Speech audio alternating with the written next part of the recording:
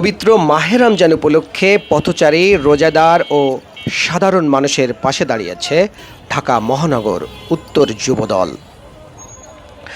রমজান জুড়ে রাজধানীর বিভিন্ন স্থানে ইফতার সামগ্রী বিতরণ, কোরআন খতম এবং দোয়া মাহফিলের মতো মানবিক কার্যক্রম পরিচালনা করে আসছে সংগঠনটি। এদিকে রমজানের শেষ সপ্তাহে এসে রাজধানীর ব্যস্ততম এলাকা মিরপুর ১ নম্বর ঈদ মার্কেট সংলগ্ন সড়কে তীব্র যানজটের সৃষ্টি হলে সাধারণ মানুষের ভোগান্তি কমাতে মাঠে নামেন যুবদলের নেতাকর্মীরা।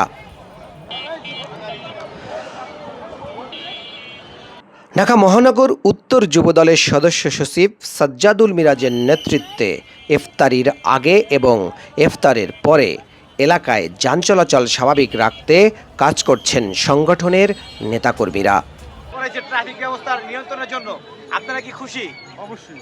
এটা কি আগে থেকে কি যানজট অনেক কম আছে, মানে আপনারা সন্তুষ্ট?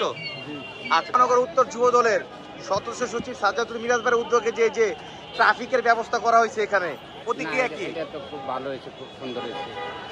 মানে এখানে কি এখন যানজট কি আগের মতো লাগে? না, যানজট ক্লিয়ার আছে, এটা খুব সুন্দর হয়েছে। তা আপনারা কি চান, এটা কি শেষ রমজানের পর্যন্ত থাকবে এখানে? এটা থাকলে ভালো হবে। মানে এটা থাকলে ভালো হবে শেষ রমজানের পর্যন্ত? মানে কাজটা কি ভালো হইতেছে? না, ভালো। ওনারা কি ঠিক মতো কাজ করতেছে তো? আপনারা সন্তুষ্ট? হ্যাঁ। সাজ্জাদুল মিরাজ ভাইয়ের উদ্যোগে যে ট্রাফিকের কাজটা করা হইতাছে, এটা কি আপনাদের কিরকম হইতাছে? মানে হ্যাঁ, ভালো ভাই, হ্যাঁ ভালো। মানে দুর্ভোগ কাটতেছে। হ্যাঁ। আপনারা খুশি তো? হ্যাঁ, হ্যাঁ? টান দে। আপনারা খুশি? হ্যাঁ, হ্যাঁ, খুশি। কি মানে নিয়ন্ত্রণে আসছে? ইনশাআল্লাহ কমছে। মানে কমছে? আপনারা কি খুশি? তারা যান চলাচল নিয়ন্ত্রণে সহায়তা করা, পথচারীদের নিরাপদে রাস্তা পারাপারে সহযোগিতা করা এবং সাধারণ মানুষের যাতায়াত সহজ করতে বিভিন্ন দিক নির্দেশনা দিচ্ছেন।